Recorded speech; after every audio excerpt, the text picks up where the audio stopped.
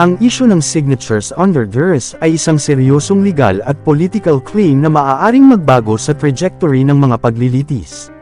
Narito ang isang pagsusuri ng mga potensyal na solusyon at mga legal na landas para sa pagtugon sa mga lagda sa ilalim ng pagpilit. Una, verification and withdrawal of signatures.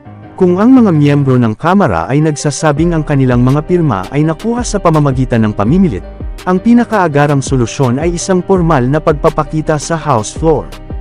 The procedure, sa panahon ng mga deliberasyon sa plenaryo, sinumang mambabatas na nakakaramdam na pinilit ang kanilang lagda ay maaaring ilipat upang bawiin ang kanilang pangalan sa resolusyon. The impact, kung ang sapat na mga pirma ay bawiin upang dalhin ang kabuuan sa ilalim ng constitutional threshold ng 1/4 o 106 na miyembro, ang fast-track na paraan ng impeachment o kung saan ang kaso ay direktang mapupunta sa Senado, ay mawawalan ng bisa. Kailangang umasa ang Kamara sa karaniwang proseso ng pagboto ng komite hanggang plenary. Pangalawa, Supreme Court Intervention or the Judicial Solution. Ang Korte Suprema ng Pilipinas ay nagtakda na ng President sa partikular na alamat na ito.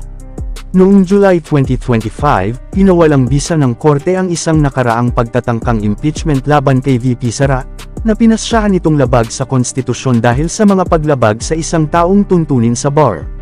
Legal challenge, kung ang kasalukuyang mga artikulo ay ipinadala sa Senado batay sa mga pirma na sinasabing nakuha sa ilalim ng pamimilit, ang legal na pangkat ng VP ay maaaring maghain ng petisyon para sa certiorari at pagbabawal.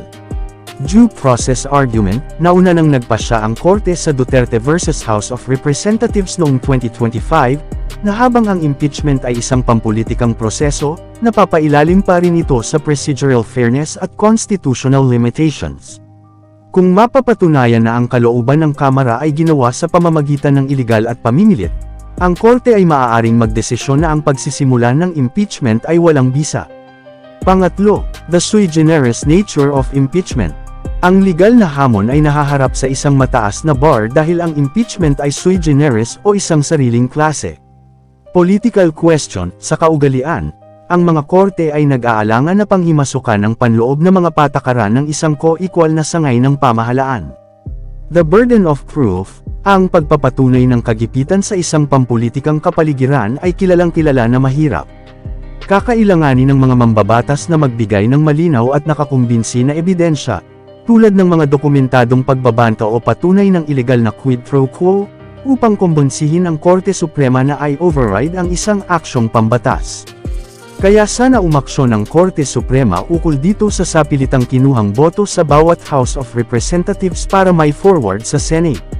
Malinaw na illegal at walang bisa ang articles of impeachment na ipinasa at illegal din ang pagtanggap dahil kaalyado ang pinasahan sa Senate. Hope ang Korte Suprema ay umaksyon regarding dito sa ginawa ng House of Representatives.